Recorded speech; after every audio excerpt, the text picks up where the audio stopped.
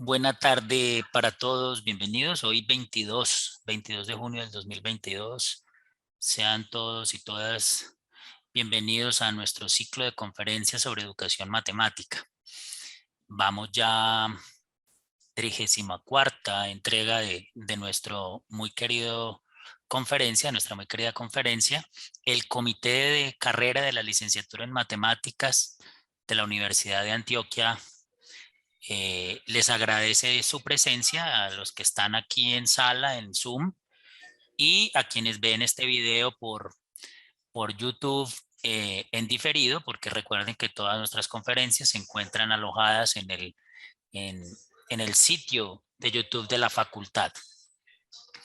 Entonces, hoy tenemos la grata compañía, la grata presencia de nuestra querida colega, amiga y profesora, además de nuestro pregrado, la doctora Anaceli Tamayo Acevedo. Eh, Ella lleva mucho tiempo ya con nosotros ayudándonos en la formación de profesores y profesoras de este bello país. Y ella también tiene pues sus otras obligaciones como profesora por allá en la Universidad de Medellín y catedrática aquí en la Universidad de Antioquia. Todos, como ustedes saben, el doctor en historia, es magíster en matemáticas y por supuesto también de aquí de nuestra universidad. La profesora hoy nos va a hablar sobre una época maravillosa y un asunto que ella he titulado Los indivisibles matemáticos, una aproximación para la comprensión del infinito. Me imagino, ella nos contará ahorita que tendrá que ver con el siglo XVII y compañías. Bueno, para los que nos están viendo y los que nos están escuchando en este momento, algunas recomendaciones es mantener por favor los micrófonos silenciados durante toda la conferencia. Si son tan amables de pues tratar de no interrumpir ahí mientras la profesora va a hablarnos ¿qué profesora? Unos 45 o 50 minutos. Pues Y sí, más o menos 50, más eso, más o menos, es más o más menos lo o que, más, o un poquito más. un poquito más, es lo Un que poquito. tenemos previsto. Y de ahí, pues abrimos un espacio para que todos conversemos, hagamos las preguntas pertinentes, porque pues este espacio es de aprendizaje. La profesora nos tiene una sorpresa maravillosa finalizando. Ella tiene un libro escrito sobre estas mismas temáticas y pertenece a su grupo un grupo de investigación Matema, ¿verdad, profesora? Entonces Eh, ella, bueno, yo con la Universidad de Medellín estoy con Suma, consuma. pero hemos compartido proyectos con Matema Ajá, y entre ellos un libro. Entonces la idea de la sorpresa, adelantémosla, es pues uno de los libros de Matema y otro, y el libro que yo publiqué. los va a rifar. Sí, rifarlo, sí. Ok, ok. Ahí después miraremos entre todos a ver aquí quién se gana esos buenos libros y ya veremos, yo me imagino cómo los hacemos llegar, los puedo tener aquí en la oficina o ya veremos, eso no tiene problema. Lo importante es que estemos todos reunidos, que estemos atentos a lo que la profesora nos contará y de ahí en adelante pues ya ustedes entenderán lo bueno que es estar presente aquí. En este caso pues ya repito las indicaciones, mantener nuestros micrófonos silenciados, igual que las cámaras, la profesora tiene unas diapositivas, estamos conversando. Ya cuando llegue el momento de las preguntas y las intervenciones, pues ustedes ahí abajo en la pantalla donde dice reacciones, pueden darle ahí, levantar la manito y yo les voy dando la palabra, profe Anaceli, para que seamos un poco organizados. Y ya después de eso es que hacemos la rifa. Eh, en un momentico, a través del chat de esta llamada, voy a proponerles completen lo que nosotros llamamos pues eh, lo que nosotros llamamos la asistencia, porque pues todos tenemos que guardar ese recaudo, ¿cierto? Entonces, tengo la asistencia en, en un formato Google. Entonces ahí lo vamos a hacer si son tan amables. Ya lo voy a compartir por aquí por el chat de la llamada. Bueno, no siendo más, profesora, creo que ya no interrumpimos más y vean, pueda, profesora, comience con su conferencia. Bienvenida. Bueno, muchas gracias, profesor Leonardo. Pues quiero agradecer al comité de carrera esta invitación que me hicieron. También quiero agradecer a todos los que están conectados en este momento, pues el estar presentes y el querer escuchar esta presentación. Bueno, pues como ustedes pueden ver, voy a trabajarles un tema muy interesante que trata de los indivisibles matemáticos para entender eso del infinito, cómo se abordaba antes el infinito. Bueno, este tema pues es producto de dos proyectos de investigación que tuve con la Universidad de Medellín y con la Universidad del Tolima, y en los cuales siempre me ha acompañado el profesor Leonardo Solanilla. Los dos proyectos, uno primero se trabajó sobre unos matemáticos que les voy a hablar y fueron 4 en total, y después se hizo otro proyecto para un matemático en específico que bueno, es Wallis. Pues también de este proyecto, los dos proyectos han salido artículos, han salido libros. Entre las cosas que salieron fue mi tesis doctoral, pues como les comentó el profesor Leonardo Celi, yo estuve en la Universidad Nacional de Colombia haciendo el doctorado en historia. Y pues mi tesis se llama Escenas de la representación matemática de los indivisibles en el siglo XVII, la cual fue publicada en la Universidad de Medellín como libro. Bueno, entonces pues voy a darles el derrotero de la charla. Primero pues voy a hablar un poquito de una introducción. Vamos a mirar una metodología para la investigación histórica de las matemáticas. Esta metodología pues es fruto de un proceso que hemos venido realizando el profesor Leonardo. En su momento también estuvo el profesor Gabriel Pareja, que está acá presente con nosotros. Él nos acompañó en otros dos proyectos, pero fueron como diferentes a este en ciertas cosas. Bueno, después les voy a hablar de una antesala griega y renacentista de los indivisibles. Vamos a mirar ya después el esplendor de la teoría de los indivisibles en el siglo XVII y algunos problemas matemáticos. Para hablar de ese esplendor, nos vamos a referir a 5 grandes matemáticos del siglo XVII: Cavalieri, Mengoli, Pascal, Robert Barr, Wallis. Y bueno, finalmente daré unas conclusiones y mostraré una bibliografía. Quiero sacar o mostrarles esta cita de Borges. Dice, hay un concepto que es el corruptor y el desatinador de los otros. No hablo del mal, cuyo limitado imperio es la ética, hablo del infinito. Bueno, pues en el transcurso de la charla se darán cuenta que Borges tenía razón. Bueno, entonces, en las últimas 3 décadas, pues los investigadores en educación matemáticas se han dado a la tarea de buscar una forma de vincular la historia, las matemáticas, con la enseñanza. Esta tarea, pues, no es nada sencillo. Se lo digo por experiencia propia, porque yo he estado vinculada con la facultad, he dado cursos de historia de las matemáticas y últimamente lo de práctica pedagógica, como bajo esa idea de mirar cómo hacer que la historia intervenga en esos procesos de enseñanza y aprendizaje. Bueno, pero cuando se conoce pues parte de la historia y en particular pues la forma como se va constituyendo esa historia de las matemáticas, uno se da cuenta de unos ciertos obstáculos que se determinan como obstáculos epistemológicos, donde se puede ver las dificultades que tuvieron ciertos matemáticos o que tuvieron individuos pues como nosotros, personas de carne y hueso, para poder entender y para poder comprender pues esos conceptos. También pues haciendo referencia a lo que dice el profesor Tamore, dice que pues el profesor, que la historia de las matemáticas es esencial para que el profesor conozca a fondo, así sea a través de estudios de fuentes de carácter indirecto, la historia y la epistemología de aquello que enseña, al menos por 2 razones profesionales.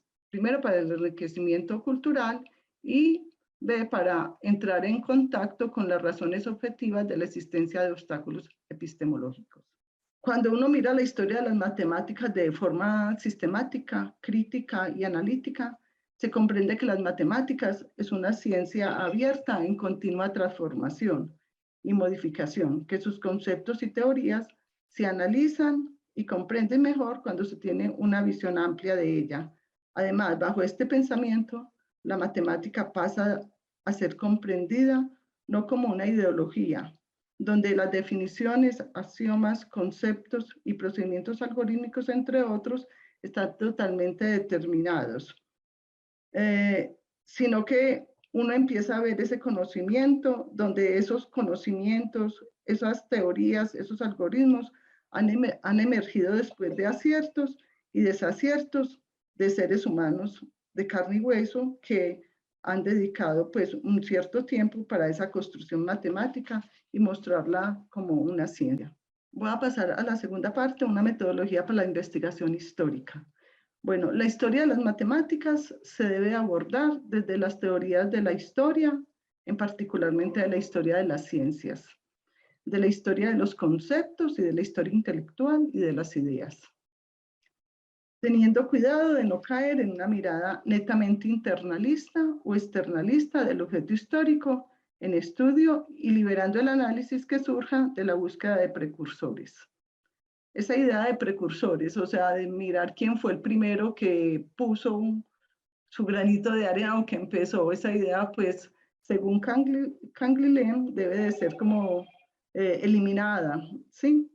Bueno, además el análisis histórico que surja debe fundamentarse en la hermenéutica, bajo el proceso de mantener o de confrontar directamente al texto. Así, el documento escrito se vuelve un interlocutor, pues el que quiere comprender un texto debe estar dispuesto a dejarse decir algo por ese texto. ¿Sí?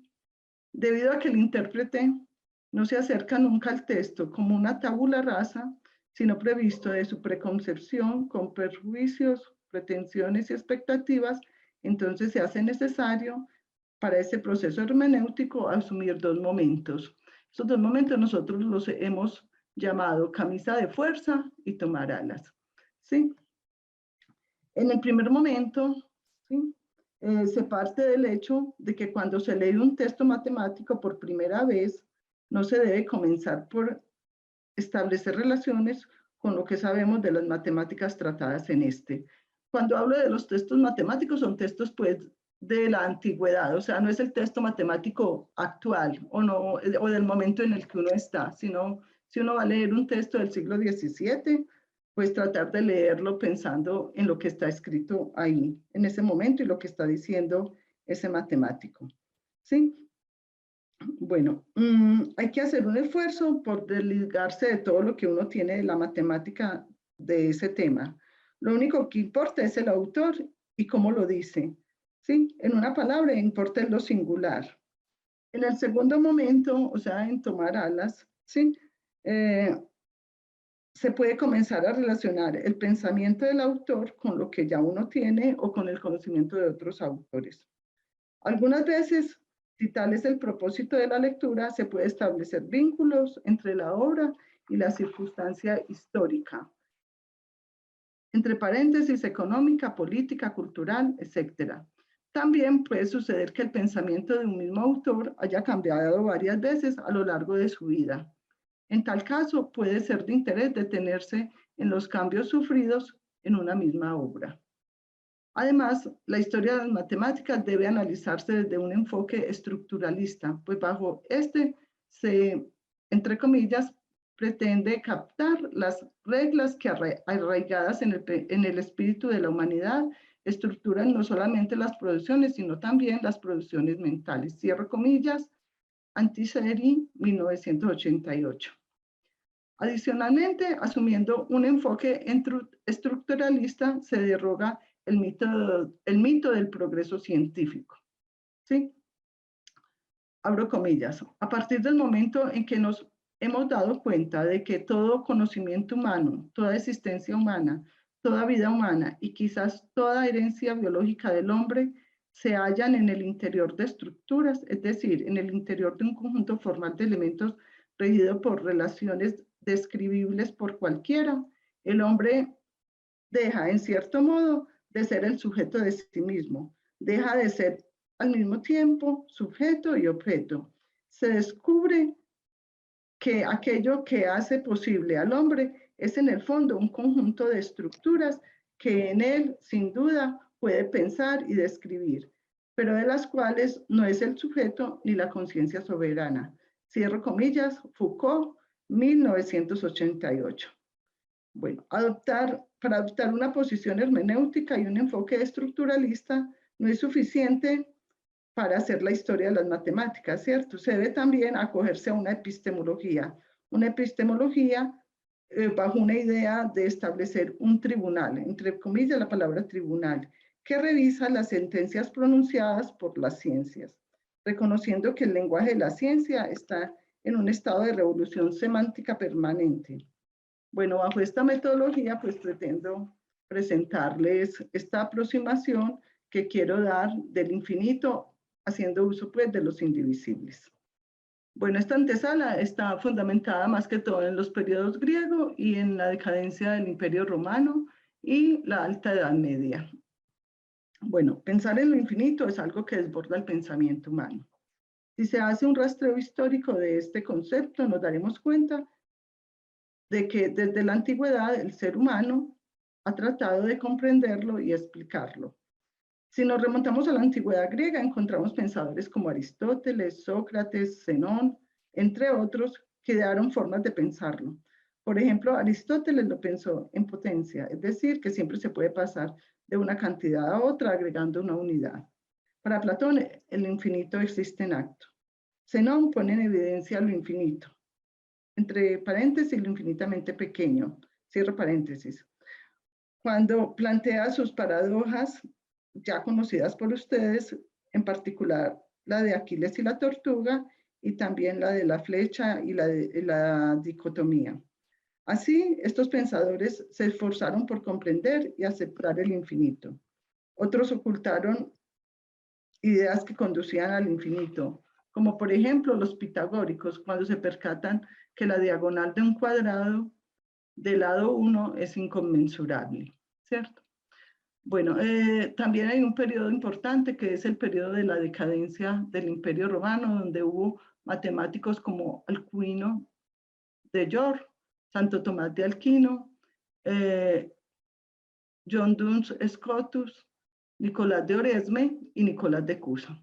Para Nicolás de Cusa, pues, esa conexión entre lo indivisible y lo infinito y lo continuo siempre va a estar y va a fundamentar su doctrina filosófica. La categoría escolástica de los indivisibles, al lado del decreto de existencia del infinito, tomó las proporciones de un paradigma y en el momento en que emergen los indivisibles, las posibilidades de solución práctica, es decir, de uso para el infinito, eran tres. La primera es que un continuo está compuesto por sus indivisibles. Cada uno de los puntos de una recta tiene un predecesor y un sucesor, posición platónica pura. Lo propio sucede con los segmentos de la recta que forman una figura plana y con las posiciones del plano que forman los cuerpos sólidos. La otra posición es que un continuo se genera como el trazo o traza que deja el movimiento de un indivisible en el espacio. Esta va a ser una posición intermedia. Así, una recta es el trazo que deja el movimiento rectilíneo de un punto. Una figura plana, el trazo que deja el movimiento de un segmento recto, posiblemente cambiando su longitud. Y un volumen es el trazo de una figura plana cambiante. Y también la otra posición era que un continuo no está compuesto por indivisibles. Esa posición es aristotélica. Ya vamos a hablar de la teoría, el esplendor de la teoría de los indivisibles en el siglo XVII. Bueno, vamos a mirar estos matemáticos: Cavalieri, Mengoli, Pascal, Roberval y Wallis. Bueno, quiero hacer alusión a esta cita de Lakatos, que dice que en la historia del pensamiento ocurre con frecuencia que cuando surge un nuevo método, el estudio de aquellos problemas que pueden tratarse con su ayuda avanza rápidamente. atrayendo sobre sí la atención, mientras que el resto tiende a ser ignorado e incluso olvidado, despreciándose su estudio. Bueno, cuando veamos pues lo que sigue, vamos a ver que realmente con los indivisibles se despreció después del siglo XVII, pues ya con las ideas de Newton y Leibniz se deja de lado los indivisibles y ya se pasa a lo infinitesimal, ¿cierto? Bueno, entonces miremos quién fue Bonaventura Cavalieri. Bueno, él fue jesuato y matemático italiano. Su vida pues fue muy interesante porque él se crió en un monasterio desde los 3 años. Él sufría mucho de enfermedades, o sea, era una persona muy mística y dedicada completamente a las matemáticas y a la fe pues que él profesaba en ese momento. Él enseña matemáticas en Bolonia en 1629. Fue el primero en introducir en Italia el cálculo logarítmico, pero debe su celebridad a su teoría de los indivisibles, que expuso en su geometría por medio de los indivisibles de los continuos, desarrollada por un nuevo método. Ese libro o ese escrito salió en 1635. Aquí está pues la portada del libro. El libro pues está conformado, valga la redundancia, por libros o capítulos. En total son 7 capítulos, ¿sí? Miramos que la forma o los capítulos se describen muy bien. El título del capítulo, más que un título como lo pensamos en la actualidad, es una descripción de lo que hay dentro de ese capítulo. Por ejemplo, en el libro 2 dice, en la cual demostramos varias cosas, principalmente en el triángulo y en el paralelogramo, y en los sólidos generados por ellos, así como algunas proposiciones lemáticas para los siguientes libros. El libro 3, pues, habla o titula así, dice, en el cual se enseña la teoría del círculo y de la elipse y de los sólidos generados por ellos. O sea, uno lee estos títulos y realmente lo que está mirando es como todo lo que se va a tratar ahí, o sea, le están dando una buena orientación al lector. En el primer libro, él pues arranca con esta cita. Dice así, a nadie acostumbrado a la dulzura de las demostraciones matemáticas o que solo la haya degustado ligeramente con sus labios, considero yo que, así como la miel escondida en el árbol es defendida ciegamente por los muchos y fieros aguijones del enjambre de abejas, incapaces de apartar al oso salvaje que ha degustado ya un poco la dulzura de la miel, aunque la abundancia de las grandes dificultades que las acompañan y tales demostraciones le hayan repelido con fiereza como a incesantes manotazos.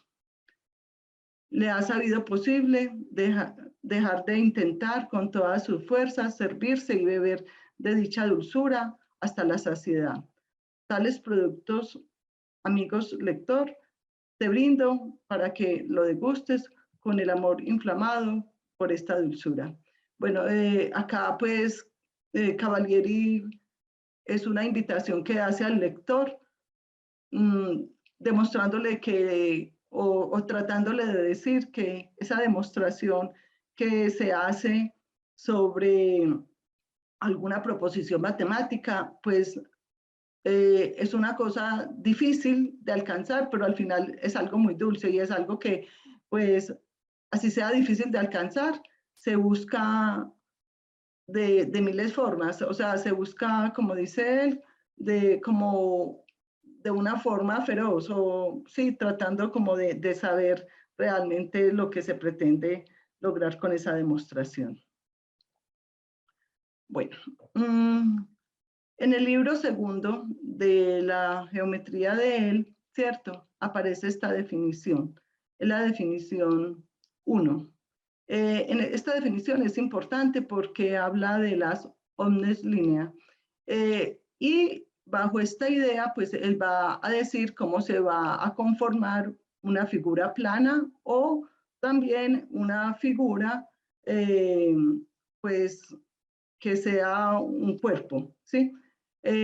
Dice así: si por tangentes opuestas a una figura plana se dibujan dos planos paralelos, bien perpendiculares o bien inclinados al plano de la figura dada, y si uno de los planos se mueve hacia el otro, permaneciendo paralelo a él y hasta coincidir con él, entonces las rectas individuales que se forman por la intersección entre el plano móvil y la figura dada se llaman todas las líneas, o sea, omnes línea de una figura, tomadas como una de ellas como directriz, o sea, la regula. Y esto es cuando el plano es perpendicular a la figura. Entonces, en este esquemita que ven acá, en esta figura, la idea es que cuando este plano se mueve sobre esta figura, pues se van generando estas lineecitas de acá que van a ser como los indivisibles. Y entonces toda la colección completa de esos indivisibles me va a formar la figura, ¿sí?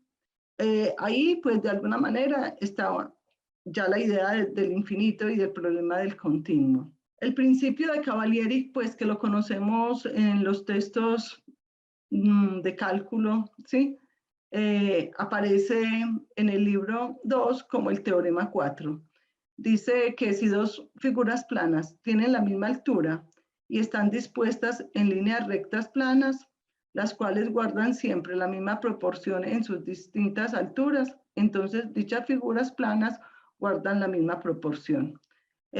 Una redacción similar se hace para los sólidos. En este caso, pues se omitió lo de los sólidos. Bueno, este principio de Cavalieri va a ser importante para las demostraciones que él va a hacer de otras proposiciones o de otros teoremas que él va presentando en el libro. Una cosa importante, la obra de la geometría es una cosa pues monumental porque está muy bien estructurada, lleva un estilo como el estilo de la geometría euclidiana, ¿sí? Bueno, también otra cosa que es importante decir antes de pasar a la siguiente diapositiva es que con Cavalieri la idea del movimiento aparece, porque con la geometría euclidiana el movimiento no es permitido, ¿sí? Bueno, cuando él define, por ejemplo, lo de las omnes líneas, que fue lo que hizo acá en esta definición 1 del libro 2, ahí pues vemos la idea del movimiento, ¿sí? Bueno, aparece también ya en el libro 2, bajo el teorema 19, el área de un triángulo. Él demuestra, usando los indivisibles, que el área del triángulo es la mitad del área del paralelogramo. Entonces el teorema dice así: si en un paralelogramo se traza una diagonal, o sea, diámetro, ¿sí? Dicho paralelogramo es el doble de uno cualquiera de los triángulos que se han formado por obra de la mentada diagonal, ¿sí? Esa es la forma como él redacta, pues, el área del triángulo, ¿sí? Entonces, miremos la forma como él presenta la demostración. Dice, en el paralelogramo ay, qué pena, espérense. A, F, DC, ¿sí? Consideramos el diámetro, que sería FC, ¿sí?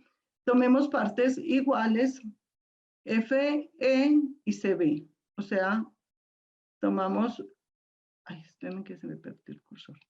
FE y BC iguales. Por los puntos B y E trazamos paralelas a la base CD. ¿Sí? O sea, trazamos estas paralelas. Esta es paralela a esta y esta es paralela ahí. Bueno, para obtener los puntos H y M en el diámetro FC. Por la consabida teoría de la congruencia de triángulos, el triángulo FHE, o sea, este triangulito de acá, este triángulo de acá, es congruente con este triángulo de acá.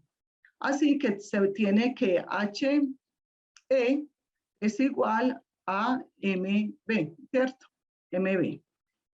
Con esto es verdad para cualquier E en F, D y para cualquier B en AC. O sea, no importa dónde tome el punto B y el punto E, ¿cierto? Eso aplica para cualquier punto E y B que se tome, ¿sí? Entonces, dice que por el principio de Cavalieri implica que el triángulo AFC es igual al triángulo DC. Entonces aquí hay que notar esa correspondencia biunívoca que él hace entre los segmentos rectos o indivisibles de los triángulos. Y se concluye finalmente que el paralelogramo AFDC consta de los triángulos congruentes, de dos triángulos congruentes, ¿cierto? Y por ello es el doble de cualquiera de ellos, ¿sí? O sea, este paralelogramo es el doble de cualquiera de esos dos triángulos. Bueno, esto es una demostración, ¿sí? Que él recurre haciendo uso de los indivisibles, ¿sí? Y de ese principio que él establece y que les dije que iba a ser fundamental en toda su obra. Otro teorema que presenta en el libro ya 3 es el teorema 10. Pone en relación a un círculo y a una elipse para poder encontrar el área de la elipse. Dice, un círculo o una elipse es a un círculo cualquiera o a una elipse como el rectángulo construido sobre sus ejes o sobre los triángulos conjugados de una figura o sobre los triángulos conjugados de una figura es al rectángulo construido sobre los ejes o sobre los diámetros conjugados de la otra. Los diámetros deben de estar siempre igualmente inclinados entre ellos. O sea, él esclarece pues acá estas condiciones para que realmente se cumpla ese teorema. Entonces, la demostración que se plantea en el libro, pues la hemos organizado de esta manera. Dice, sea A igual a NI, acá en la figura, NI. Y ese va a ser el radio de la circunferencia SIVT. Y sea A igual a NI y B igual a NK, los diámetros de la elipse K y MT, ¿cierto? O sea, de la elipse que ustedes ven ahí. Bueno. Tomemos como omnes líneas a los segmentos verticales perpendiculares al diámetro TI. O sea, las omnes líneas van a ser estos segmentos por acá perpendiculares a TI. Es que acá, o sea, por ejemplo, KM sería un indivisible, pero como él va a tomar todos, entonces por eso habla de todas las omnes líneas, ¿sí? Bueno. Entonces dice que por lo dicho antes, la proporción entre tales segmentos de la circunferencia y los correspondientes de la elipse es A a B, ¿cierto? O sea, A es a B. Y de nuevo llamamos la atención sobre la correspondencia biunívoca entre ellos. Y por el principio de Cavalieri se establece que la circunferencia es a la elipse como A es a B. Y que también eso va a ser igual al cuadrado sobre AB, ¿cierto? O sea que el cuadrado es al rectángulo. Y de aquí se obtiene que la elipse, ¿sí? El área de la elipse va a ser igual a pi por a la 2 por b sobre a. Y finalmente, pues haciendo ahí una simplificación, nos quedaría que la elipse tiene como área pi por a por b. Una cosa muy importante es que estos resultados son correctos, ¿sí? Y la forma como ellos lo obtienen es a través de unas proporciones que se establecen entre unas figuras y los indivisibles que conforman las figuras. Bueno, pasemos ahora a este otro matemático del siglo XVII, Pietro Mengoli, ¿sí? Bueno, supuestamente no se sabe a ciencia cierta la fecha de nacimiento de él. Algunos dicen que nació en 1626, otros en el 27. Bueno, él es italiano, él fue alumno de Cavalieri y él pues le sucedió la cátedra de Cavalieri ahí en Bolonia. Se hace doctor en artes filosóficas en 1650 y 3 años después obtiene un segundo doctorado en leyes. También tiene tiempo para ordenarse como sacerdote. Bueno, su obra principal fue la geometría elementa especiosa. Bueno,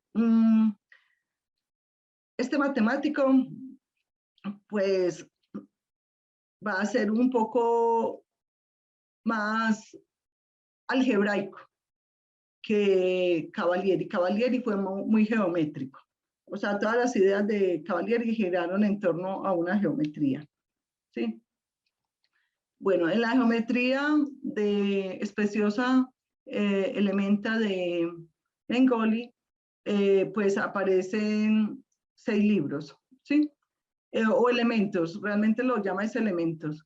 Bueno, el primero trata sobre las potencias de los binomios raíz y residuos.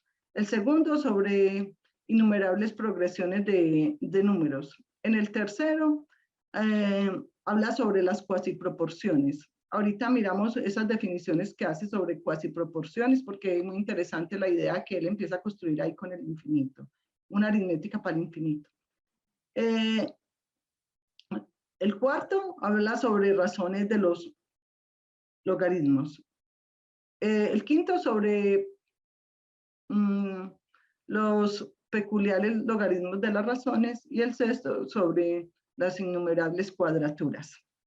Bueno, una cosa muy importante también es que estos matemáticos, con la teoría de los indivisibles, ellos van a resolver problemas de manera correcta sobre cuadraturas de figuras, sobre cubaturas de figuras, sobre centros de gravedad, bueno, y otros.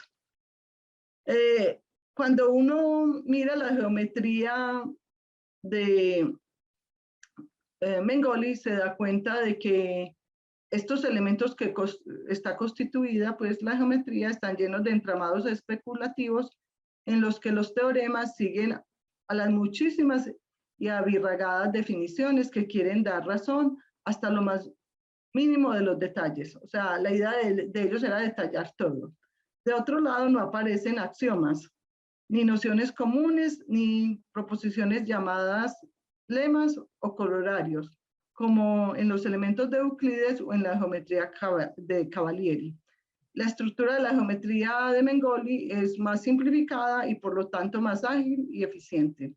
Adicionalmente, en esta geometría vamos a encontrar este tipo de arreglos que se llaman, pues, son unas tablas triangulares y él les va dando unos nombres y con estas tablas triangulares él va a realizar ciertos cálculos y las va a usar como una especie de herramienta rápida para realizar esos cálculos. ¿Sí? Bueno, como él va a ser mucho más dedicado como a la parte algebraica, entonces él se da la tarea también de hacer un simbolismo, ¿sí? Bueno, entonces el simbolismo que él usa, por ejemplo, para escribir el igual, la igualdad. Entonces usa los 2 puntos, ¿cierto? A más R es igual a T, ¿cierto? O sea, aquí en esta columna aparece cómo sería en la actualidad, ¿cierto? Para una proporción, él simboliza de esta manera, ¿sí? Nosotros actualmente simbolizamos así. Para una razón de razones, él usa este tipo de simbología. Entonces, es muy importante cuando uno lee el libro de él, entender el simbolismo para poder saber qué es lo que él nos está queriendo decir. También él utiliza unos términos algebraicos o especies, ¿cierto? Por eso le dicen especiosa, porque aparecen unos términos para decir ciertas cosas. Entonces, para decir, como nosotros decimos ahora, a la 9 por R a la 2, él lo decía de esta manera. Non secundam a 9R2, o lo escribía así. Y para escribir 3 por A al cuadrado R, él lo escribía como triple A, biprima y coma R, coma 3A, 2R. ¿Sí? Bueno, estos son unos ejemplos, pero todo el libro de él está lleno pues de este tipo de simbolismos. Bueno, en el primer elemento, en el teorema 8, proposición 8, ya perfila lo que nosotros conocemos ahora como el binomio de Newton, ¿sí? Entonces, lo dice de la siguiente manera.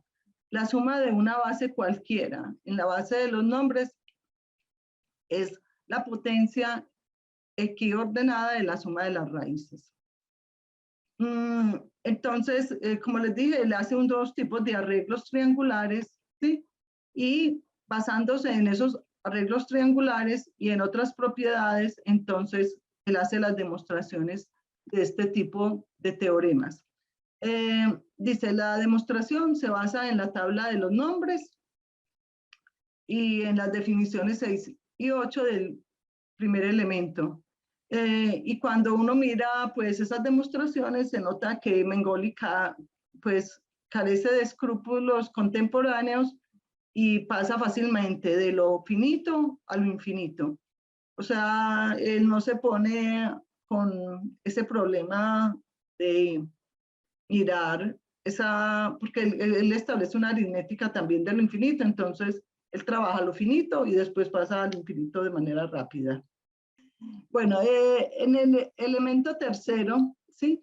Que habla de las cuasiproporciones, él da unas definiciones. Esas definiciones son las siguientes.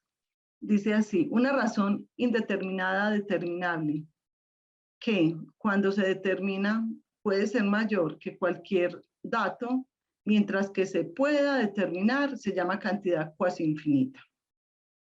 Otra definición que da es, y la que puede ser menor que cualquier dato, mientras se pueda determinar, se llama cuasi nula. La tercera definición dice, y aquella que se puede hacer menor que cualquier dato desigual mayor y mayor que cualquier dato desigual menor, mientras se pueda determinar, se llama cuasi igual. Estas definiciones, pues uno las debe de analizar con calma porque realmente la forma como las redacta no es de manera pues como muy sencilla, pero con ellas las usa para demostrar varios teoremas de este tercer elemento y también con esto ya empieza a plantear un juego aritmético en torno a lo que es lo infinito, lo nulo y lo finito.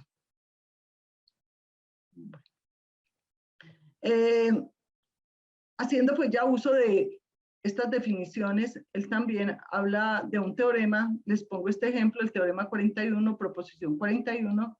Bueno, aquí tendríamos que explicarles con calma qué sería la tota. Entonces dice, la tota ordenada elevada a mayor potencia es cuasi igual a ella misma, sumada o restada a otros términos ordenados menores. Lo mismo para la semitota y la sextitota. Listo. Bueno, este teorema se puede traducir en términos actuales como este límite, ¿cierto? La forma como él la plantea está acá y aquí aparece la demostración, ¿sí? Todo bajo el lenguaje de él.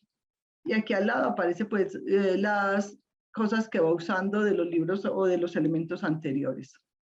Bueno, otro gran matemático de ese momento fue Pascal, ¿sí? Bueno, Pascal es el personaje pues de los indivisibles como más difícil de entender en parte, porque él tiene una vida pues muy, entre comillas, complicada. Él nació el 19 de junio de 1623 en Clermont, Francia. Su vida está llena pues, de episodios que lo muestran como un matemático, religioso en los límites del fanatismo dogmático, místico y filosófico. Hay un poema de Borges que habla sobre Pascal y el laberinto, creo que se llama, no recuerdo bien el título, el laberinto de Pascal. Entonces, en ese laberinto dice que Pascal estaba pues estaba perdido en todo ese mar de conocimiento que él poseía y en todas las cosas que él conocía, ¿cierto? Bueno, pero perdido no en el sentido de que no conocía, sino en otro sentido. Por eso, pues, coloqué este esquemita acá como de ese laberinto en el que es un mundo, en su mundo lleno de cosas. Bueno, la educación de Pascal, pues, se desenvolvió en una vida familiar con su padre Etienne y sus hermanas Gilbert y Jacqueline. Bueno, él escribe sobre los indivisibles un tratado, se llama el Tratado de la Cicloide. ¿Sí?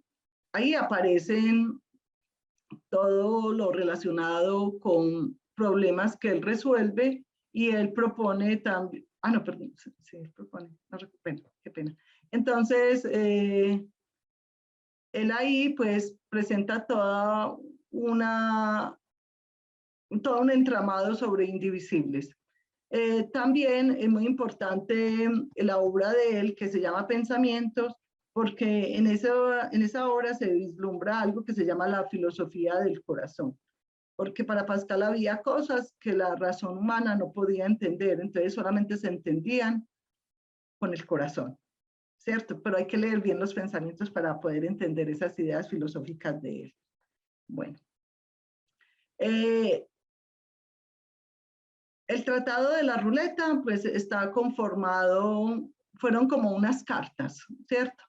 Entonces, están divididas en estos, una carta de Messier de Tonville a Messier de Carcaví, otra que es el tratado de las trilíneas rectangulares y de sus ongletas, propiedades de sumas simples triangulares y pirámides, tratado del seno en un cuarto del círculo, tratado de los arcos del círculo, pequeños tratados de los sólidos circulares, y por fin, el último sería un tratado general de la ruleta, o sea, de la cicloide, que contiene la solución de todos los problemas emotivos a la ruleta que han sido propuestos públicamente en el mes de junio de 1658. Sí, él propone unos problemas para que los otros matemáticos resuelvan. Bueno, entonces aquí tenemos la primera proposición que sale, ¿sí? Y es esta. Dice así, sea AB, acá él va a hallar el centro de gravedad, ¿cierto? Sea AB una balanza dividida en tantas partes iguales como puntos C, D, A, E, F, B, en los cuales se cuelgan respectivamente pesos de 8, 9, 5, 4, 0 y 7. Él dice que el centro de gravedad, o sea, ya dice dónde va a estar el centro de gravedad. El centro de gravedad común a este sistema yace en el punto A, ¿sí? Bueno, entonces, para explicar el por qué, o sea, como digamos una especie de demostración, dice lo siguiente. Digo que la suma triangular de estos pesos, comenzando en C, es igual a la suma simple de los pesos, es decir, a la suma de los pesos tomando cada uno una vez, multiplicado por tantos puntos como haya en el brazo CA. 3 en la figura dada. Entonces la demostración, ¿sí? La demostración en sí es esto, o sea, esta es la demostración que él hace. Esta demostración, pues la justifica solo con este dibujo. Organiza la suma triangular, ¿sí? Entonces, por ejemplo, acá coloca 7, 0, 4, ¿sí? Hay tres, digamos, como tres espacios al punto A, después 7, 0, 7, 0 y después 7. Hace la suma y eso da 25, ¿cierto? Después coge el otro lado y coloca 9, 8, ¿cierto? Y después 8. Hace la suma y da 25. Por lo tanto, el punto A es el punto de equilibrio, ¿cierto? De acuerdo a este esquema que él plantea. Pero entonces él posteriormente, ya después de mucho trabajar con eso, él hace una generalización del método. ¿cierto? Entonces ya él echa pues mano del infinito y de los indivisibles. Entonces, él lo plantea de la siguiente manera. Dada una línea curva o un plano o una superficie curva o un sólido, encontrar su centro de gravedad. Entiéndase una multitud indefinida de planos paralelos entre ellos e igualmente distantes. Es decir, que la distancia del primero al segundo sea igual a la del segundo al tercero y aquella del tercero al cuarto. Bueno, no hay que dudarlo. Pascal considera ahora magnitudes continuas que pueden ser divididas en una infinidad pequeña de proporciones indivisibles, mediante infinitos planos equidistantes. En este sentido, pues Pascal dice, dichos planos cortan toda la magnitud propuesta en una magnitud indefinida de partes comprendidas cada una entre dos de estos planos vecinos cualesquiera. Bueno, después, o sea, él sigue haciendo todo un trabajo ya alrededor de cómo hallar centros de gravedad de figuras cualquiera usando los indivisibles. Bueno, el otro matemático que trabajó los indivisibles fue Roberval, Gilles Persson de Roberval, ¿sí? Él es matemático y físico francés. Bueno, él fue, se dice que Roberval le enseñó a Pascal lo de los indivisibles, ¿sí? Él fue hijo de Pierre Persson y de Jean Ledru, campesinos muy pobres de la población de Roberval. De su infancia no se sabe mucho, de él tampoco se conoce ni siquiera un retrato y se ignora completamente su vida personal. Sus amigos y allegados pues no describen nunca sus rasgos físicos. Es un personaje que para muchos historiadores está sumido en la oscuridad. Se conservan cartas que él escribe a Torricelli. Torricelli también trabajó sobre los indivisibles, pero nosotros no, o sea, en las investigaciones que hemos hecho no nos hemos concentrado en los trabajos de Torricelli. Bueno, célebre por su carácter franco y pendenciero. Algunos lo tildan de una persona que fue avara, pues no le gustaba gastar su dinero. En una carta de 1647 se declara intermultus natus, así como educatus intermultus. Fue el único entre muchos hermanos que recibió educación formal y recibió una formación sólida en matemáticas, en griego y en latín. Él empieza su educación cuando tenía 14 años, ¿sí? Bueno, entonces, bueno, en el libro sobre las escenas de la representación matemática de los indivisibles, pues se trata con mayor detalle todas las cosas que les he dicho. Bueno, pero ustedes después lo pueden leer. Entonces, en el Tratado de los Indivisibles de Roberval, ¿sí? Está como una especie, digamos, de cartas también, ¿no? No de cartas, sino que es un texto ahí completo, no está como estructurado como lo de Cavalieri o como lo de Mengoli, sino que es diferente. Entonces, en total, pues, él hace 12 apartados en ese tratado. El primero dice así, una especie de introducción con algunos argumentos sobre el paso de los conjuntos finitos de puntos a los conjuntos infinitos. Es este primero, o sea, es esto, ¿sí? Ahorita miramos qué significa esto. Bueno, después el segundo habla de la cicloide, la tercera, pues habla de una proporción del arco de un círculo a su diámetro, bueno, etcétera. Ustedes pues pueden mirar ahí todo lo que tiene cada uno de los ítems que él aborda en su tratado. Bueno, este tratado es publicado por la Academia de Ciencias en el año 1693. Bueno, entonces miremos un primer pedacito de lo que aparecía en lo que les mostré. Dice, para sacar conclusiones por el método de los indivisibles, es preciso suponer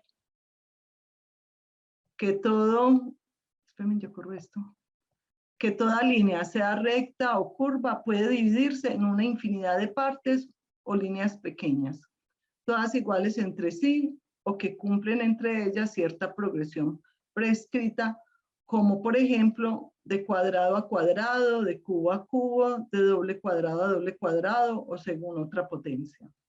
Ahora bien, ya que toda línea está limitada por puntos, en lugar de líneas nos servimos de puntos y en lugar de decir que todas las líneas pequeñas guardan con alguna cosa una cierta razón, diremos que todos estos puntos guardan con dicha cosa la susodicha razón. O sea, él ahí va a pasar como, ya no va a pensar líneas, sino puntos. O sea, va a pasar discreto, va a hacer un trabajo con lo discreto. Cuando todas las líneas pequeñas guardan entre ellas una diferencia similar, como lo hace la serie de los números 1, 2, 3, 4, 5, etc., entonces todas ellas juntas son a la línea más grande de ellas, tomada tantas veces como contiene las pequeñas. Como el triángulo al cuadrado, cuyo lado es la línea más grande, a saber, como 1 a 2. ¿Cómo se ve en el triángulo que se presenta acá? Entonces, el triángulo, este es el triángulo que él presenta, ¿cierto? Entonces, aquí, pues, para hacer este triángulo, él no usa las líneas porque dice que él va a usar los puntos, ¿sí? Entonces, constituye los puntos que conforman al triángulo, ¿sí? Entonces, pues, acá va a haber como una especie de, si uno se pone para hasta acá la lectura, uno diría, bueno, entonces, si voy y completo, contando estos puntos, en total aquí habrían ¿cuántos puntos? 4, 7, 8, 9, ¿cierto? Entonces me faltaría como, para completar el cuadrado, digamos que me faltarían otros 9, pero no, faltan menos, ¿cierto? Porque esta diagonal pues ya no se puede asumir, ¿sí? Entonces, él dice así, la superficie contenida contiene la mitad del espacio que contendría el cuadrado, que tendría 4 de lado como el triángulo. Y así no faltarían 10 puntos para lograr el cuadrado. Ah, qué pena que vean 10. Ya que el lado AB sería común a la otra mitad del cuadrado. No obstante, en los indivisibles tal mitad no es considerable, porque el triángulo no excede nunca la mitad del cuadrado, sino por la mitad de su lado, teniendo un lado infinito en dicho cuadrado, pensando en los indivisibles. La mitad de uno de ellos no entra en consideración. Así, el triángulo que tiene 4 de lado no excede la mitad del cuadrado colateral. Es decir, que tiene lado similar, que es 2, que es un cuarto de dicha mitad, o sea, la mitad del lado. Bueno, entonces, él pues se ve en ese problema de mostrar, sí, que lo hace posteriormente, porque esto acá se puede anular, ¿cierto? Para constituir, o sea, no puedo repetir esta diagonal, digamos, 2 veces para constituir el cuadrado. Y así es decir que ese triángulo es la mitad del cuadrado. Ya con la cicloide, ¿sí?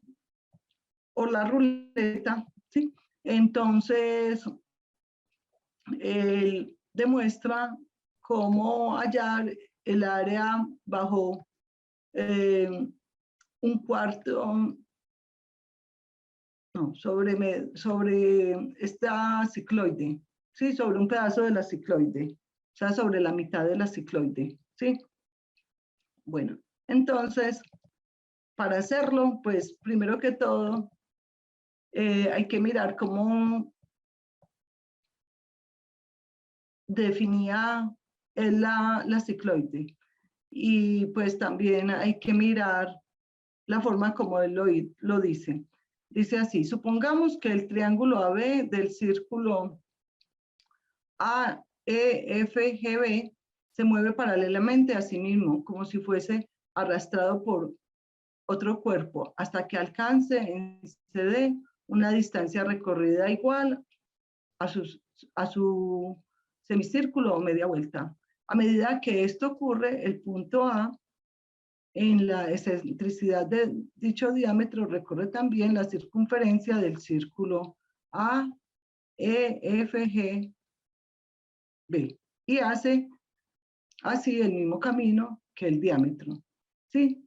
De tal suerte que cuando el diámetro está en CD, el punto A alcanza a B y dicha línea C es igual a la circunferencia AGHB.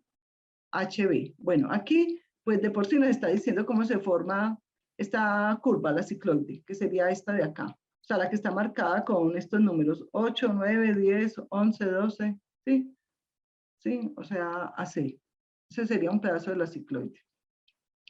Ahora bien, este recorrido del diámetro se divide en partes infinitas e iguales, tantas de ellas como partes de la circunferencia AG, la cual queda así también dividida en infinitas partes, todas iguales entre ellas y a la parte de AC, recorridas por el diámetro. Tal como se ha dicho, luego considero el camino que ha recorrido el susodicho punto A, llevado por estos dos movimientos, el uno del diámetro hacia adelante y el otro del suyo propio de la circunferencia. O sea, es lo que está haciendo acá, digámoslo así, él coge, bueno, la circunferencia, si se le marca este punto A, que es fijo, y se pone a rodar, ¿sí? La idea es que la velocidad debe ser constante, ¿cierto? Para que se genere la cicloide, ¿sí? Bueno, ya después de generar la cicloide, entonces él traza los indivisibles de este círculo, de este medio círculo, ¿sí? Y los pones en correspondencia con la cicloide, ¿sí? Con un pedazo de la cicloide, que serían estos que aparecen acá. Por ejemplo, este que es 2,1, perdón, 9,1, ¿sí? Equivale a este de acá, ¿sí? Es el mismo indivisible. Este de acá, que es el 10,3, equivale a este indivisible, AG3, ¿sí? Entonces, todos los indivisibles de esta media circunferencia están acá. Por eso las pinté acá de dos colorcitos, ¿sí? Bueno, ya después, ¿el qué hace? Él demuestra que A, 2, 3, 4, 5, 6, 7D, o sea, esta curva acá, ¿sí? Divide a el rectángulo A, B, D, C en dos partes iguales, ¿cierto? Entonces, y como él conoce el área de ese rectángulo, la puede conocer, ¿cierto? Entonces, él dice cuál es el valor de esta área que aparece acá en verdecito, ¿sí? Entonces, al final, el área bajo esa cicloide, bajo esa mitad de cicloide, va a ser igual a pi por r a la 2, ¿cierto? Más pi por r a la 2 sobre 2, ¿sí? Y esto va a ser igual, pues, a 3 medios de pi por r a la 2. O sea, este es un cálculo muy ingenioso que él hace para poder encontrar con los indivisibles esa área bajo esa curva, ¿sí? Pues en la actualidad, pues ya se recurren a otras técnicas que están dadas por el cálculo integral para poder hallar el área bajo la curva y que realmente, pues, esta es una manera muy sencilla, pero en la actualidad, pues, tenemos otra técnica que, pues, aunque tiene mucho más rigor, se puede volver un poco más compleja. Bueno, ya John Wallis. Este es el último matemático que nosotros estudiamos en un proyecto que tenemos con la Universidad de Medellín y la Universidad del Tolima. ¿Sí? Bueno, John Wallis, pues él es inglés. Es de aclarar que, por ejemplo, Cavalieri y Mengoli eran italianos y Pascal y Robert Ball eran franceses. John Wallis es inglés, ¿cierto? Bueno, entonces él es un matemático o fue un matemático autodidacta y criptógrafo inglés. Fue el algebrista más influyente en Inglaterra en el periodo crucial de Euclid y de Newton, perdón. Conocedor del griego, latín y hebreo. Estos idiomas los conoció pues antes de estar en Cambridge. Bueno, Él estudió filosofía, medicina, astronomía, geografía. En 1640 se ordena y se convierte en capellán. En 1649 fue nombrado Savilian profesor de geometría en Oxford y mantuvo esta posición por un récord de 54 años.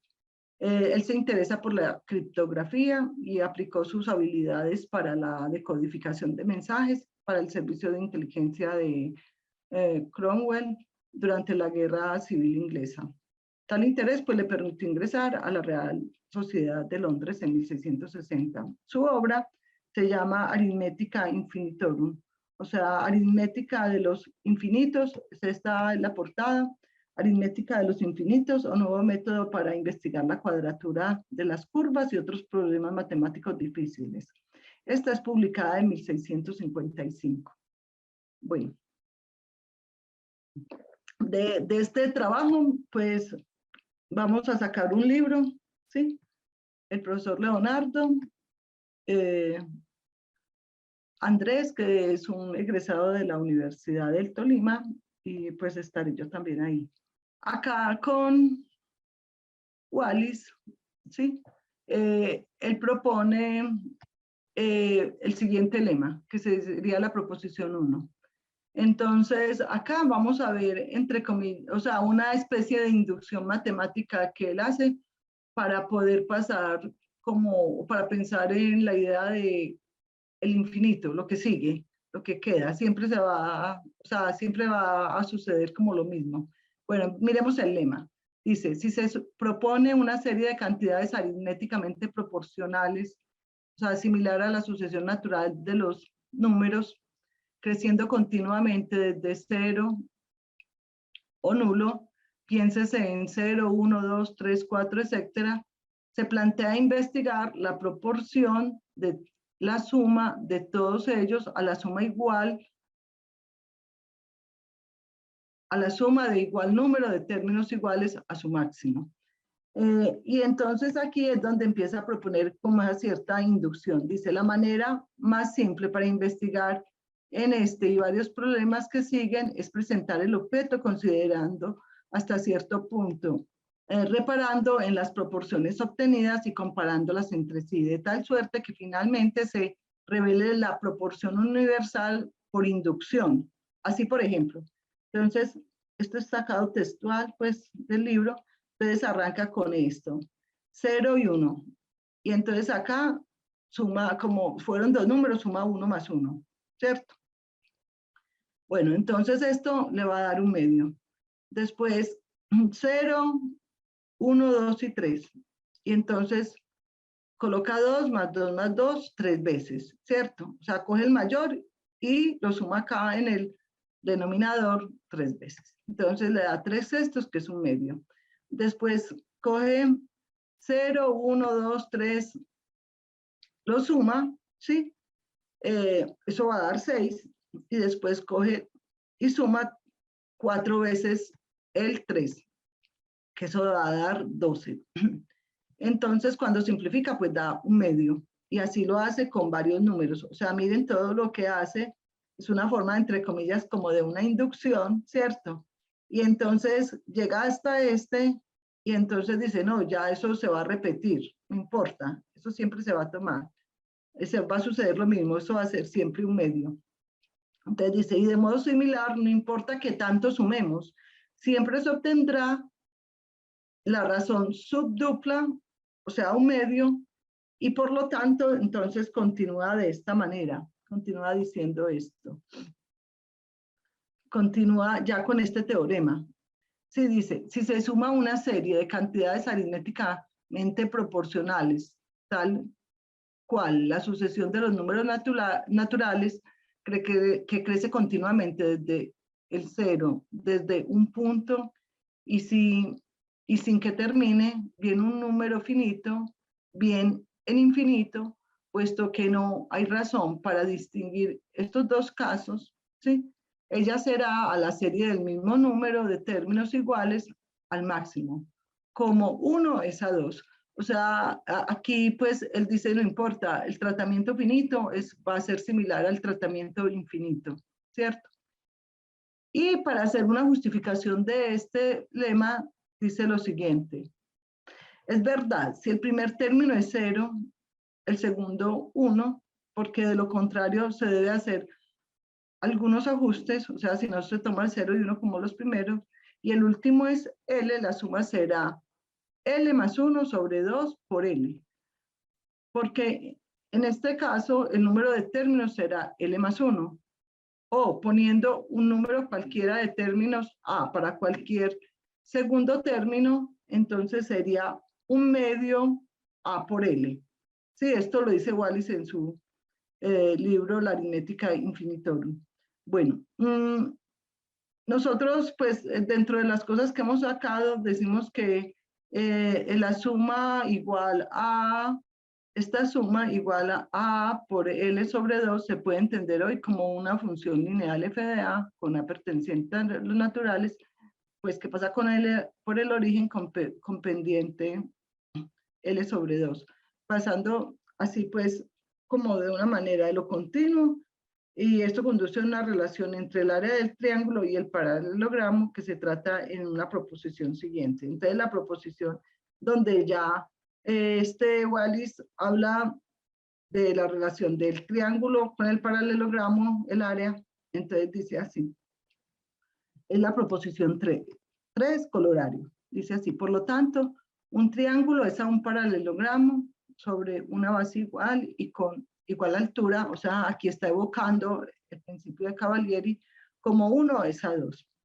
Bueno, entonces dice así, dice, un triángulo consistiría ciertamente de un número infinito de rectas paralelas aritméticamente proporcionales, partiendo de un punto de las cuales la máxima es la base, tal como lo hemos demostrado en las proposiciones 1 y 2, así como en nuestro libro sobre las secciones cónicas.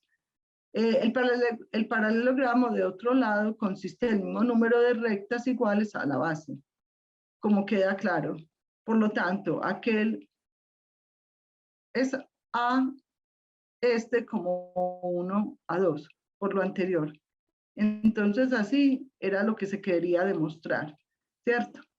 Bueno, estas demostraciones que él hace son pues de manera muy retórica y de manera pues, digamos que van llevando al lector, ¿cierto? Bueno, estos eran como los ejemplos que les quería mostrar sobre el uso de los indivisibles. Entonces, acá con esta figura, nos está demostrando que el área de este triángulo pues va a ser igual al área de este y es igual a este área de este otro triángulo, aunque este triángulo de acá el tercero tiene, o sea, los lados son curvos, o sea, no sería el triángulo como nosotros lo trabajamos en la geometría plana. Bueno, las conclusiones. Entonces, una de ellas es la siguiente, son muchas las explicaciones intuitivas y heurísticas de Cavalieri, Mengoli, Pascal, Roberval y Wallis. Y estas acciones explicativas se revelan mucho más poderosas y significativas que el formalismo del aparato apodíptico que se pretende pues, defender en la actualidad. La segunda es que los procedimientos para las figuras discretas se generalizan sin problema para las continuas. Lo que vale para las colecciones finitas también vale para las infinitas. Y los indivisibles son tales que se pueden seguir dividiéndose. Otra conclusión es que Robert Ball aprovecha y usa todo lo conocido de los indivisibles y suma los indivisibles de una línea, infinitamente pequeños, pero variables al estilo como lo hacía Mengoli. Y otra conclusión es que Mengoli, con su original teoría de las cuasi razones, se empeñó tercamente en dar rigor demostrativo a aquellas proposiciones que surgen directamente de lo infinito y de lo indivisible. Entonces quiero finalizar con esta que lo tomé del libro, una parte. Dice que en el mundo de lo humano nada surge ni se crea de manera inesperada, anticipada o espontánea. Asimismo, nada de lo creado, físico-mental, perdura de manera inalterable en el tiempo o en el espacio. Todo se transforma o modifica. Por ello es tan grave olvidarse de los indivisibles del siglo XVII. Borrarlos como un mal recuerdo o un pecado inconfesable equivale a la locura de tratar de borrar algo que nos hace actuar y ser como somos. La actitud demencial de la tradicional historia de las matemáticas nos hace daño, pues quiere ocultar la verdad de algo que nos pasó, algo que efectivamente sucedió. Aún más, los indivisibles no fueron, pero pudieron haber sido el lenguaje hegemónico del análisis del infinito en el cenit de la modernidad. Bueno, entonces ya con esto quiero pues como terminar la charla. Aquí lo que sigue a continuación es un listado de mucha bibliografía. Bueno, este fue el libro que se publicó por la Universidad de Medellín, del cual pues quiero pues que ustedes tengan ahí 2 ejemplares para que los lean, ¿sí? Entonces, este libro es también producto pues de mi tesis. Estos son otros libros que han salido de proyectos que hemos trabajado con el profesor Leonardo. Acá aparece un libro donde estuvo, 2 libros donde estuvo el profesor Gabriel Pareja, ¿cierto? Bueno, Profesora Naceli, usted que sí. dice ha hecho por ahí 8 veces con el profesor Leonardo y aclaremos el apellido del profesor Leonardo, por favor. Leonardo Solanilla de la Universidad del Tolima. Sí. Muchas gracias, no quería yo Bueno, que la audiencia pensara que yo tengo esa experticia, no, no, no. bueno, pero bueno. Eh, listo. Y esta es como toda la bibliografía que hemos usado. Aquí aparecen fuentes secundarias, ¿cierto? Y también pues aparecen textos originales, ¿sí? Bueno, es muy larga la bibliografía. Aparece, por ejemplo, el de Cavalieri, aquí está Cavalieri. Sí, que yo pues me acerqué a él gracias a que el profesor Leonardo él hizo la traducción. El profesor Leonardo Sudanilla, él maneja pues el latín y otros idiomas, entonces él hacía la traducción y me las pasaba a mí. Bueno, entonces, esta es toda una bibliografía. Quiero mostrarles todo eso es porque este tema pues hay mucho para estudiar de él todavía.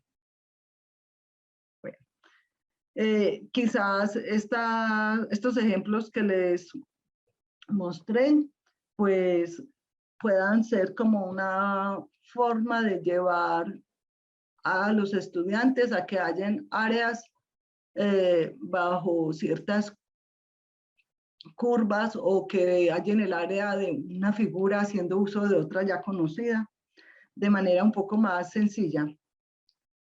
O sea, esto se puede hacer solo, por ejemplo, lo de Cavalieri es una teoría de proporciones, ¿sí? Conociendo ciertas figuras y conociendo razones que se establecen entre los indivisibles que conforman esas figuras. Entonces puede ser algo que quizás se pueda trabajar a futuro para llevarlo al aula de clase. Bueno, muchas gracias y estaré atenta a las preguntas o los comentarios que quieran hacer. Muchas gracias, profesora, muy gentil, muy amable. Y parece pues maravilloso que usted se haya metido por allá en esos textos, en esos, ahí, como, menos mal me estaba aclarando, ya tenía esa pregunta, eso todo escrito en latín, ¿cómo hace uno para tener acceso a semejante volumen de bibliografía para leer y para estudiar en esa lengua o en, eso no, en esos escritos? Porque pues yo arranco con las preguntas, todos esos textos que usted acaba de mencionar o estudió con estos matemáticos, ¿eso en qué idiomas escribían? ¿En qué estaban O todos sea, escritos en qué?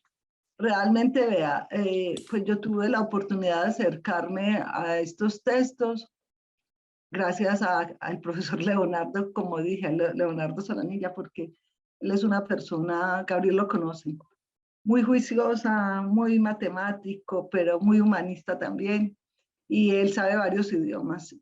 Y entonces él era el que cogía, por ejemplo, lo de Cavalieri está en latín. Él hizo la traducción del latín al español.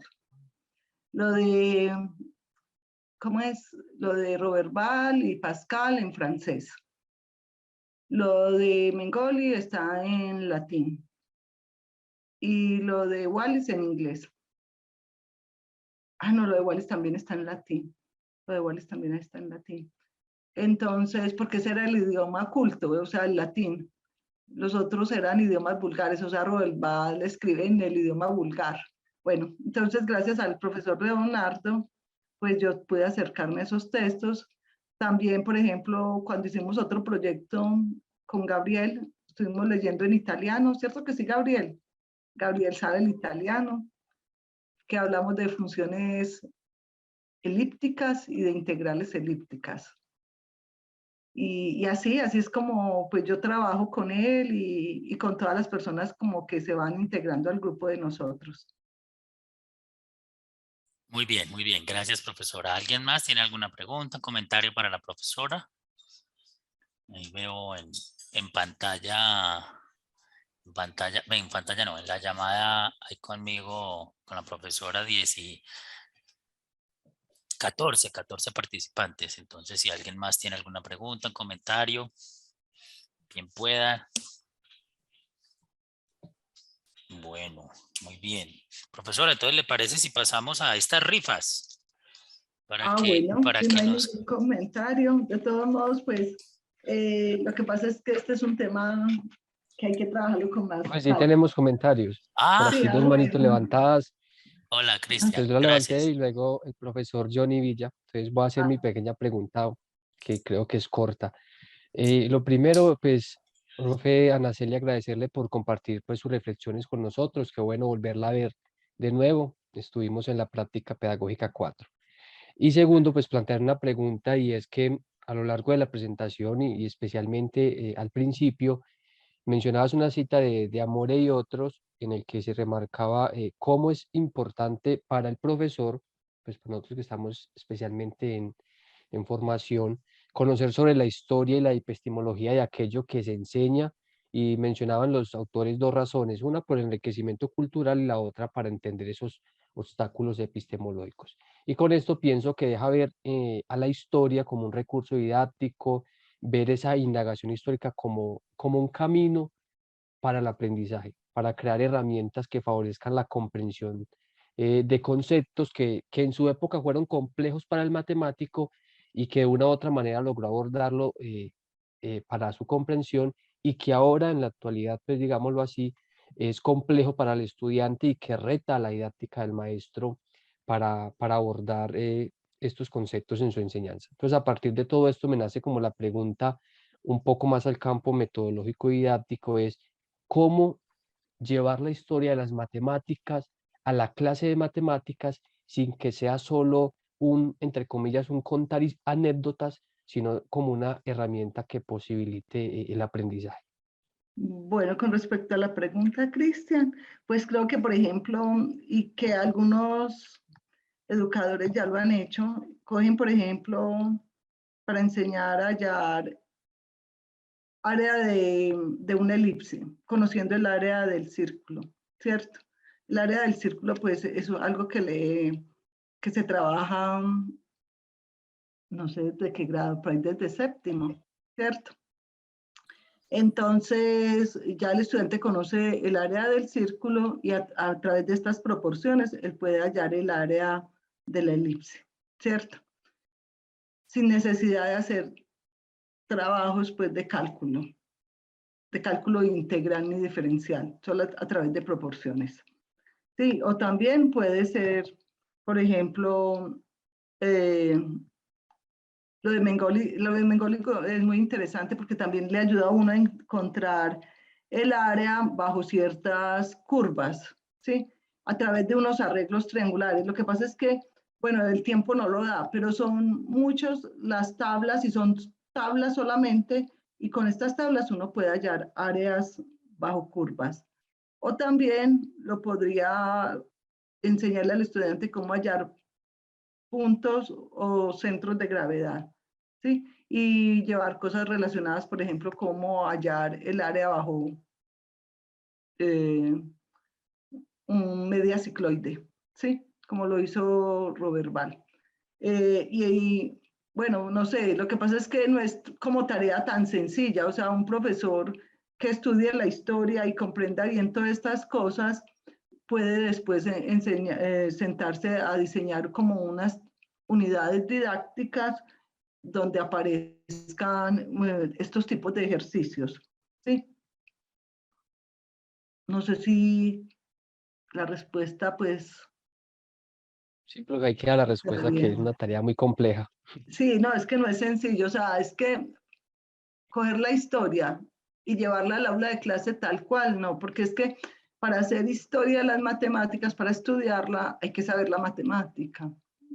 Y sí, y el estudiante apenas pues en su etapa escolar, en los primeros años, en la parte de la primaria y la secundaria, pues él se está formando y está orientando su pensamiento. Una de las cosas que también ayudan, por ejemplo, estas cosas es que se demuestran procesos como heurísticos, ¿cierto? No procesos tan formales, porque, pues, como todos ustedes ya bien lo saben, nosotros enseñamos la matemática desde lo formal, y la matemática realmente no nace en lo formal, nace en procesos de descubrimiento, de mirar técnicas, de la persona ingeniarse métodos, ¿sí?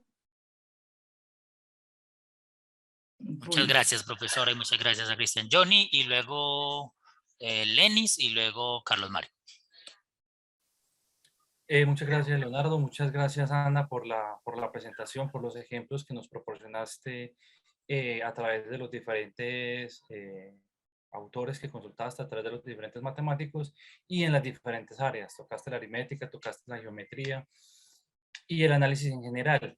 Al respecto, entonces, quisiera preguntarte, porque me hizo mucho sentido unos comentarios que hiciste sobre algunos de los autores que te trabajaste y que también tenían mucha experiencia con áreas como por ejemplo la física. Y quería preguntarte entonces si los indivisibles tuvieron algún rol en el desarrollo del conocimiento físico, por ejemplo, o en o algún tipo de problema de la naturaleza que pudiese tener allí cabida. Más allá, digamos, también de los trabajos netamente matemáticos, geométricos, aritméticos, analíticos y demás. Muchas gracias de Sí, nuevo, Ana. gracias, Johnny. Qué bueno escucharte. Bueno, pues los trabajos, en particular los de Robert Ball. Robert Ball pues, fue un matemático que no solamente trabajó la geometría, sino que él se dedicó a la mecánica, ¿cierto? Y muchos trabajos de él, o sea, yo les mostré, fue solo un ejemplo, están orientados también a hallar centros de gravedad, ¿sí? Hallar volúmenes de cosas. Y cuando, bueno, y en la parte con la física, pues hay una parte de la física que es importante encontrar el centro de gravedad de un cuerpo. ¿Sí? Bueno, yo no sé mucho de la física, pero los que han trabajado conjuntamente la física y la matemática, en la física se habla del momentum, algo así, el concepto de momentum y está en relación con el centro de gravedad. ¿Sí? Bueno, y también los de Pascal. Pascal también trabajó mucho con cosas de física, porque es que ellos eran personas que conectaban matemáticas con otras disciplinas. Entonces, esta idea de Pascal de hallar el centro de gravedad. Ah, Robert Ball también, o sea, lo de Robert Ball se conoce, él inventó la balanza, y en la balanza hay el principio físico, ¿no? Entonces, es muy, o sea, hay que cogerlos a todos con calma y estudiarlos muy bien. Vean, les digo, yo llevo trabajando en esto más o menos unos 10 años, solamente en los indivisibles. Y pues cada vez que uno los estudia, aprende, ¿sí? Y cada matemático va aportando ideas distintas, ¿sí? Correcto, profesora, muchas gracias, muy amable. Lenis tiene la manito levantada y luego Carlos Mario. Sí, es más que todo como un comentario. La cuestión es que, como decía Hilbert, ninguna pregunta ha movido tan profundamente el espíritu del hombre como la necesidad, pues, de aclarar el concepto del infinito, ¿cierto? Y desde este punto de vista, pues, es un reto demasiado grande que tenemos los profesores, pues, en el sentido de que cada desarrollo cognitivo del niño, del estudiante, pues trae consigo unos retos a nivel de modelos en los cuales podemos apoyarnos para realizar la enseñanza o la comprensión de dicho concepto, ¿cierto? Entonces, en la medida en que vamos avanzando en los procesos cognitivos y de enseñanza, pues vamos encontrando esos modelos adecuados para ir vislumbrando los caminos, digamos, de salida hacia la conceptualización del infinito, ¿cierto? Entonces, es una creación de modelos apropiados, ¿cierto? Por ejemplo, cuando iniciamos la enseñanza en los primeros años, pues nos referimos al conteo, ¿cierto? Y cuando iniciamos el conteo, pues el niño se refiere al infinito como aquellos números que todavía no conocen, ¿cierto? De hecho, utilizamos modelos donde decimos que, por ejemplo, la cantidad de granos de arena que hay en el mar es el infinito, ¿cierto? Porque de alguna forma ese es el modelo apropiado para esa etapa cognitiva del niño, ¿cierto? Entonces, a lo que yo quiero llegar es que es un reto difícil, pero se puede lograr si utilizamos el trabajo en equipo entre pares académicos y buscamos de una forma reflexiva cuáles son aquellos modelos más apropiados para ir enseñando progresivamente o para ir abordando ese concepto, ¿cierto? Siempre va a haber esa relación o esa, no sé, incompatibilidad entre lo concreto y lo infinito, o entre lo continuo y lo discreto, ¿cierto? Entonces ir como mediando en esa lucha, ¿sí? Entre la relación parte-todo, ¿sí? Para ir deduciendo o alcanzando los modelos más apropiados para la enseñanza, ¿cierto? Ya cuando entremos en una etapa de la enseñanza de la física, pues buscaremos esos modelos de la física, del movimiento, y cuando estemos trabajando los conjuntos numéricos con números reales, pues buscaremos los elementos más adecuados y muy importante lo de la parte histórica, ¿cierto? Porque desde lo epistemológico, pues, es importante conocer cuáles fueron aquellas necesidades que llevaron al ser humano a plantearse dichas preguntas y cómo hoy podemos seguir planteándolas, pero desde otras perspectivas, desde otra historia, desde otra realidad. Era como el comentario que tenía para compartir con ustedes. O sea, a veces en matemáticas nosotros todos pensamos que se tiene que fundamentar en la razón siempre, ¿cierto? Pero cuando uno lee a Pascal y cuando lee pues el tratado de él y lo pone pues con su filosofía del corazón, entonces hay cosas que la razón no se puede explicar, no se explican con la razón. O sea, entre ellas está el infinito, ¿cierto? Y entonces él dice, hay que entenderlas con el espíritu, que él lo llama el espíritu de la finura, pero es vinculándolo como también a una filosofía que él llama la filosofía del corazón, ¿sí? Pero no es del corazón de lo que nosotros pensamos como el corazón de, bueno, sino como una cosa distinta, como algo supremo, algo que hay que aceptar al final, ¿sí?